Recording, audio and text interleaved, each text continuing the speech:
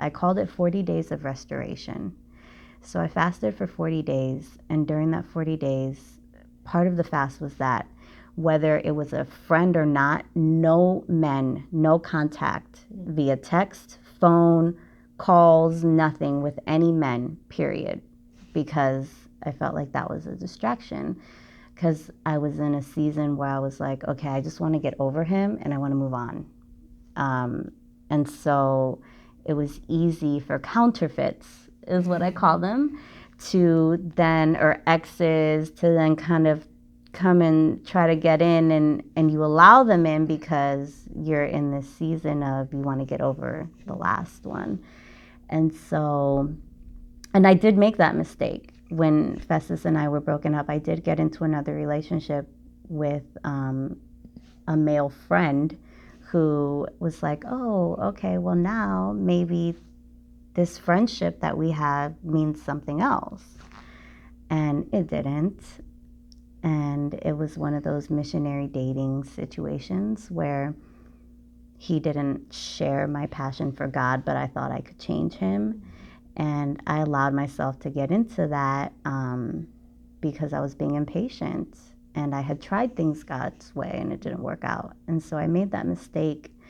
And I realized it pretty early on that I was doing the wrong thing. I mean, every Sunday that he was supposed to come to Trinity Church with me and would cancel, I'd come into church, and who would be 2 rows in front of me with their Bible in hand? This guy. And it drove me crazy. I'm like, seriously? Like, and it's like God was putting it in my face. You went from this to this. What are you doing? You know? And again, this was after he was supposed to have already been gone.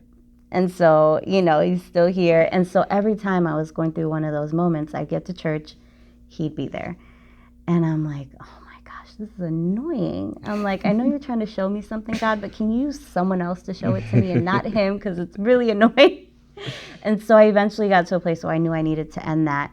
And I simply prayed to God and I said, I don't know that I have the strength to do this, but can you just remove him from me?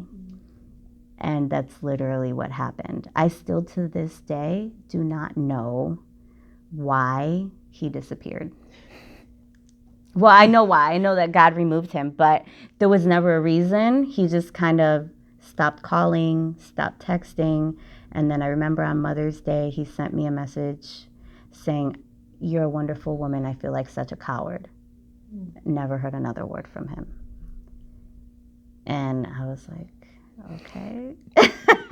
I was like, thank you, God, because I knew I needed to be out of that situation. And it was about 3 weeks after that then the lines of communication began to open again between Festus and I, like just little by little. And he didn't know that me and the guy had broken up, so he even said to me in a message, I see that you found someone. I'm really happy for you. You look happy. And I didn't want to reply saying, well, we're not together anymore, because then I felt like I was pushing something, and I really, really, really wanted to leave that to God. I'm like, so I didn't say anything. I was like, well, God, he can continue to believe that I'm in a relationship. You will let him know that I'm not if it's supposed to be him. So I didn't say anything. And I think over time, he just eventually figured it out, because I never actually came out and said. I never thought it was going to last anyway. So so I think it was after that relationship ended was when I did the 40-day fast restoration, no contact with men. And when I tell you that at that point, every man in Trinity Church was interested in me, it was like, seriously? Like, I've been coming here all this time and you never even looked my way. But once I'm fasting and I don't even want to speak to man, I'm like, no text messages, no nothing. Like, now everybody wants to start approaching me. And I was like, no. So I really stuck to it. And during that time, I just really, I was fasting, and I also read that book, Lady in Waiting.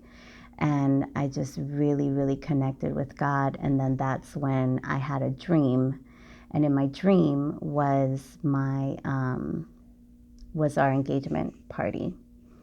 And I was like, okay, God, this has to just, because I'm not really a dreamer. So I was like, this can't mean something. Like, no way.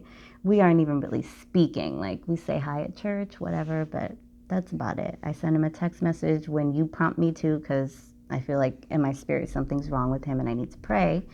I'll send him encouraging scriptures and stuff like that. But that was very random, like once every 2 to 3 months. It wasn't like a consistent thing. So when I had that dream, I was like, this doesn't make any sense. The very next day, I come to church. So I had the dream on a Saturday. I come to church on Sunday, and I usually sit on the left side. The usher ushers me to the right. I'm highly annoyed because I don't want to sit on the right side because I always sit on the left. I go and I sit in my seat, and of course, as soon as I sit down, I see that 2 rows in front of me is him. I see the back of his head. I'm like, okay. And then that happens to be the day that the song that he was talking about, after worship is done, Zach Freeman and one of the other people on the worship team go up and do like a duet together. And it wasn't even a Christian song. And it was not even like relevant at that time anymore. Like, it was an old song from when we had dated like a year and a half before. And I was like, okay. So then I just kind of started crying, and I was like, this is weird. And so then we see each other after church, we say hi, and that was that. And I'm like, that totally went over his head. He didn't even hear the song. It didn't mean anything to him, whatever. And I leave. And then I just kind of asked God to show me the dream again, if that was him and not just something that was random.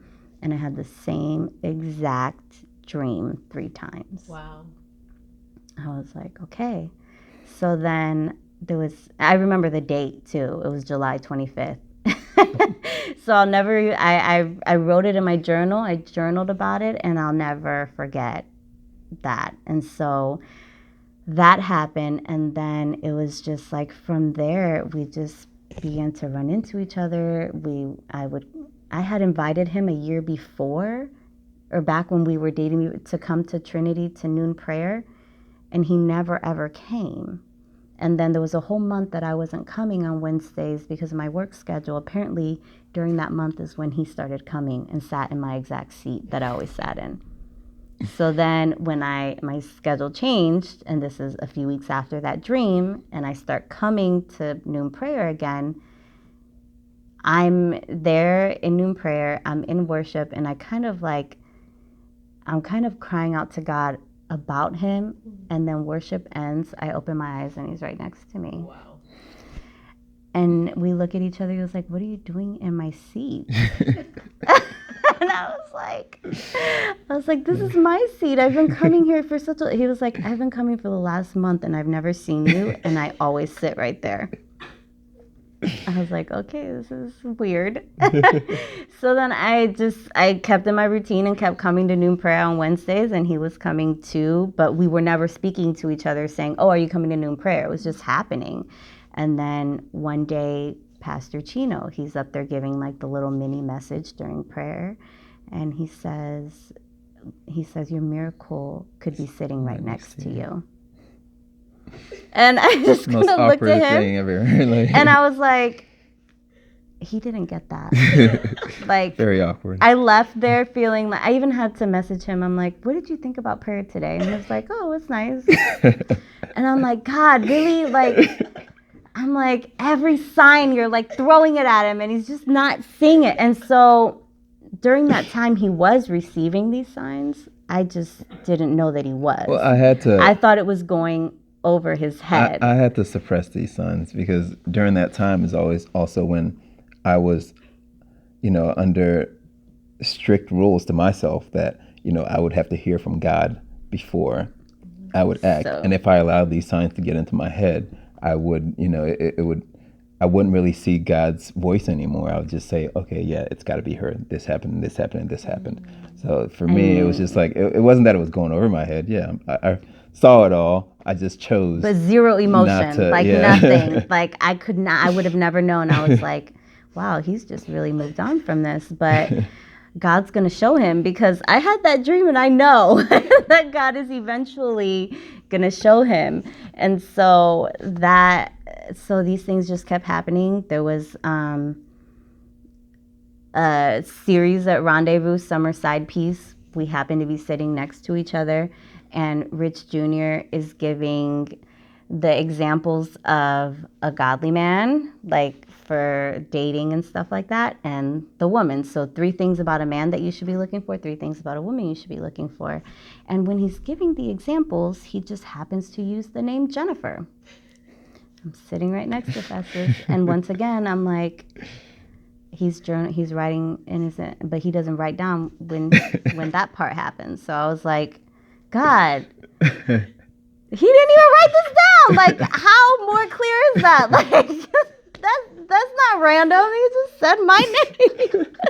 I mean, and all the things that Rich described, I felt were very on point with what if Rich said Jennifer Cruz, then okay, yeah, I might catch it. You know, there's a lot of Jennifers out there.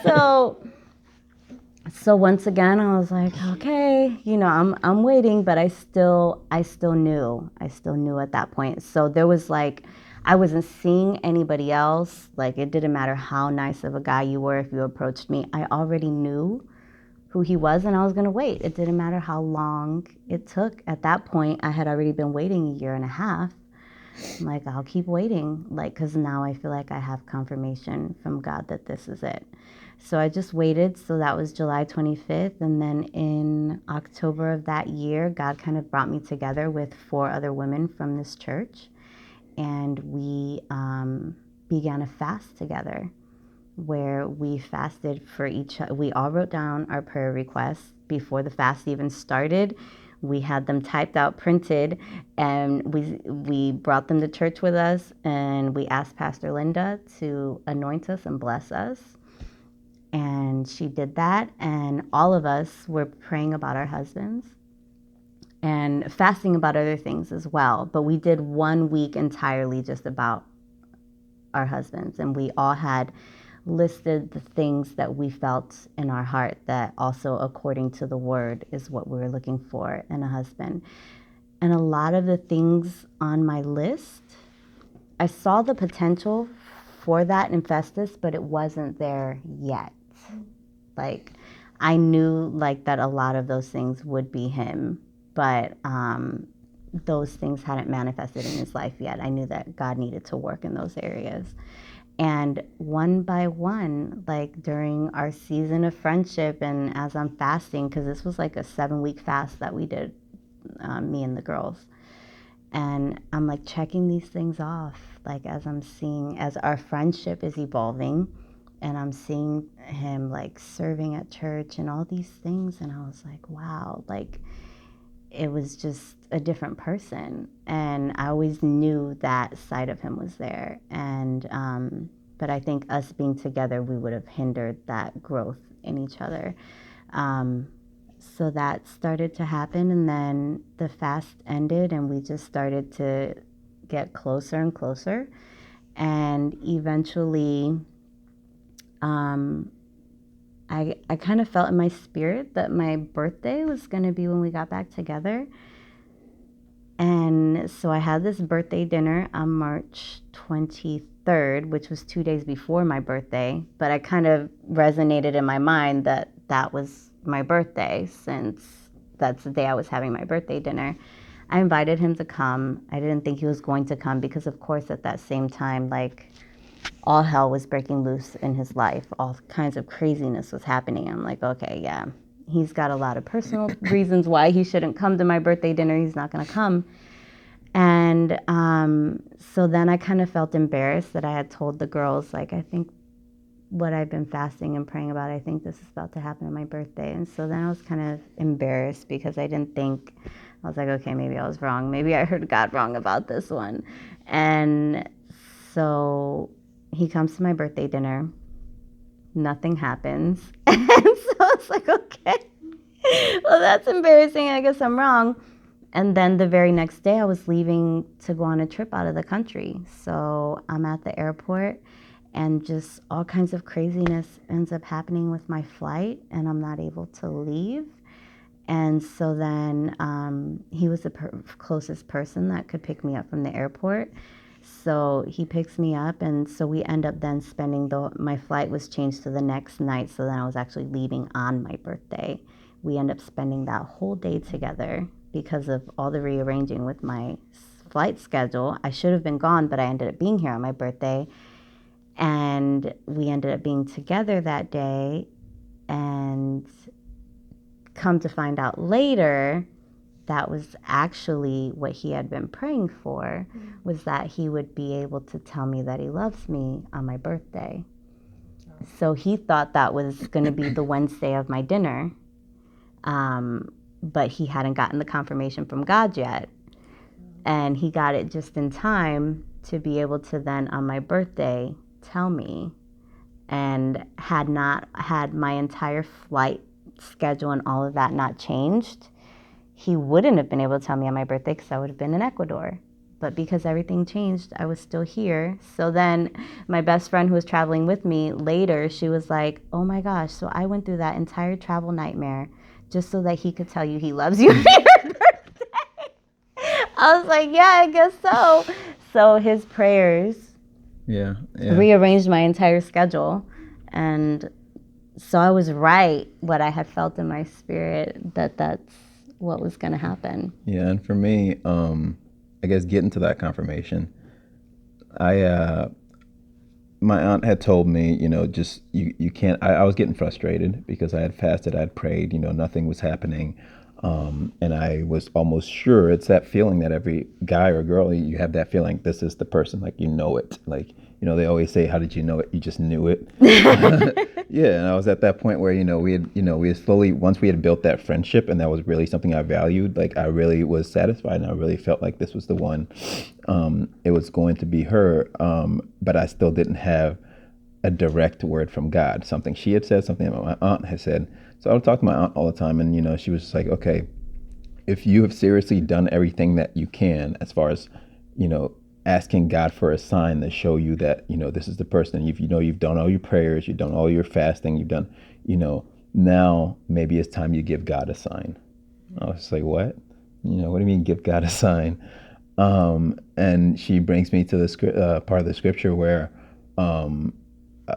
Abraham, I think, it sends his servant out to look for a wife for for Isaac, and the servant says, whatever woman comes and gives me water and also gives my camel some water, would be the one. So that's the sign that the servant gave God, that was the prayer, that's the sign that he gave. So I was like, okay, that's the sign. I need to give God a sign. But me being like a difficult person, I wanted to be really sure. So I wasn't going to give God a general, sign or whatever.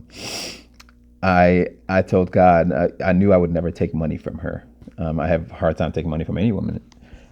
So I told God, if she gives me $250, and I put a specific price on it, $250. I don't know where I got the number, but I said, if she gives me $250, I will know that's her. And then, so at the time I was going through some financial trouble as far as taxes and stuff like that. My bank account had been cleaned out because, well, don't ever live in another state and not pay taxes there. It's a long, if you travel a lot and you live around different places, Uncle Sam will come for you. So my bank account would be cleared out and everything, and it was time for me to pay my rent, and I think we both knew my landlord at the time, so she went behind my back and actually paid my rent. So then I'm wondering, I'm asking her, hey, who paid my rent? And I'm not getting it, and I'm like, did Jen pay my rent? Did Jen pay my rent? And she had specifically told her not to tell me. So she. I go to her birthday dinner, and I had been praying at the time. I didn't know these two were related. Know that the rent situation was related to me praying that I'd be able to tell her on her birthday that I loved her. So that was my prayer at the time, because I felt like I knew it, but I was like, God, I need you to show it to me, because that would be a perfect day to tell her that I want to tell her on her birthday. It's on the 25th. and 25 is my number, and it's just everything was just perfect. That would be the perfect time. So on her birthday dinner, I was going through a lot, but I knew I had to be there, and I went there. We sat there. I could hear her friends chatter about, I can hear the chatter in the background. Looks like you guys' wedding right now. Because I was wearing a white dress. She's wearing white, and I have a suit on, and I'm sitting right next to her. And so, I'm hearing all that. It was a good night, and then towards the end of the night, we're leaving. And I kept asking her, so I finally said, you know what? Did you pay my rent? Like, I need to know. And she says, well, I always wanted to pay you back for that time my car got towed, and you just took care of it. And it just struck me that was $250 when her car got towed, and I took care of it. Yeah. And that's when I was just like, ding. Yes, That's God's word. Because I to me. specifically said $250. I was Yeah, like, she well, was I like, always wanted to give you back the $250 from when my car got towed.